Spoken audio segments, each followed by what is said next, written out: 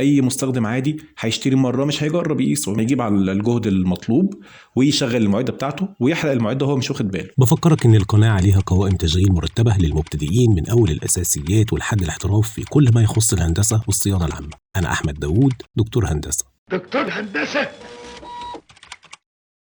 انا عامل الفيديو ده علشان احذر من الادابتور ده، الادابتور اللي هو متغير الجهود او بيطلع الفولت على حسب ما احنا عايزين. بلاقي هنا الزرار ده بتاع تغيير الخارج بتاعه او تغيير الجهد الخارج بتاعه، بلاقيه بيتغير من 1.5 فولت لحد 3 4.5 6 7.5 9 12.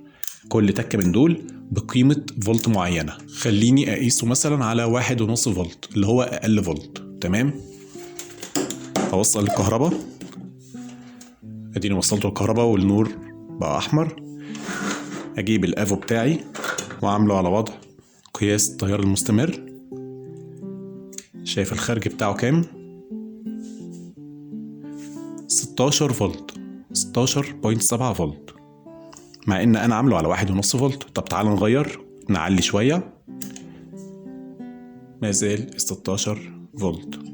نعلي كمان برضو 16.6 فولت. طب نعلي خالص، المفروض كده خالص كده يطلع 12 فولت، طلع معايا 18 فولت. بص بقى، ما بينزلش كمان على 18، يعني انزل على 1.5 فولت ما بينزلش عن 18. المشكلة دي مش اول مرة تحصل معايا، وعلشان كده انا عملت الفيديو ده تحذير من الادابتور اللي بالشكل ده.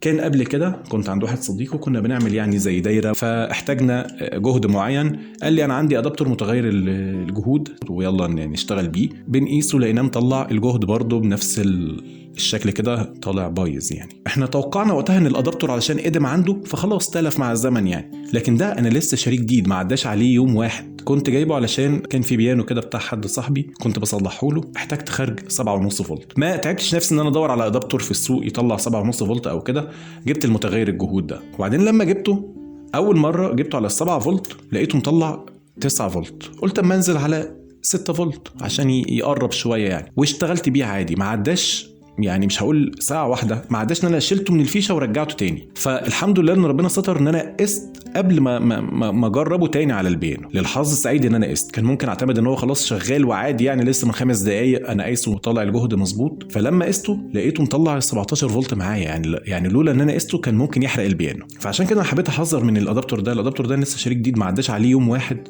ومع ذلك عمل معايا كده. ويمكن انا الحمد لله ان انا املك افو وفاهم في الموضوع وبقيس الجهد الخارج. اي مستخدم عادي هيشتري مره مش هيجرب يقيسه، مش هيتخيل انه هيكون تالف يعني. هيجيب على الجهد المطلوب ويشغل المعده بتاعته ويحرق المعده وهو مش واخد باله. الادابتور ده انا فاكر زمان واحنا صغيرين لما كنا بنلعب اتاري كان مظبوط وكان بيشغل الدنيا وما كانش بيبوظ يعني، لكن الايام دي ده تاني مره تحصل معايا. فلو احتجت جهد معين بلاش تجيب المتغير الجهود ده، وحاول تتعب نفسك شويه وتلاقي ادابتور محترم يطلع الجهد اللي انت عايزه فقط. لو عندك اي تساؤل سيبه في كومنت وانا برد على اي كومنت، مش هسيبك الا مشكلتك محلوله تماما ان شاء الله. وارجوك ما تنساش والدي من صالح دعائك، ولو استفدت مني حاجه يا ريت تدعي لي وليك بالصحه والستر وراحه البال والهدايه للطريق الصحيح والمستقيم.